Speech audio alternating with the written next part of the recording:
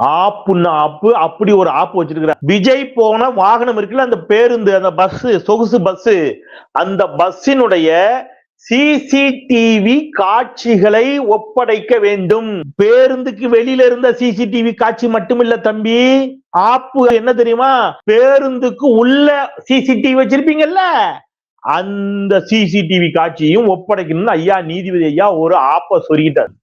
இப்ப ஷட்டரை மூடிட்டு லைட் அணைச்சிட்டு விஜய் பேருந்துக்குள்ள போனார் இல்லையா, பேருந்துக்குள்ள சிசிடிவி கேமரா இருக்கும் அல்லவா, உங்களுக்கு இனிமேல் நான் எதுவும் விளக்க வேண்டாம் நினைக்கிறேன். எல்லாம் வெளியில வரும், எல்லாம் வெளியில வரும். இப்ப இவங்க இவ்வளவு நாள் என்னெல்லாம் பண்ணாங்க, இணையத்துல கட்டமைச்சது என்னது, கரூர் கூட்ட நெரிசல் அரசியல் சதி, திட்டமிட்ட சதின்னு சொன்னாங்க தாவேகாவினர்.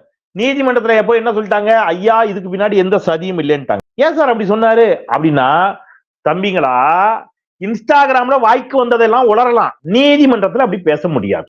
சதி என்று சொன்ன அத்தனை பேர் மூஞ்சிலையும் சாணிய கரைச்சி ஊத்தி இருக்கிறாரு புசி ஆனந்த். அவர் தப்பிக்கணும்ல.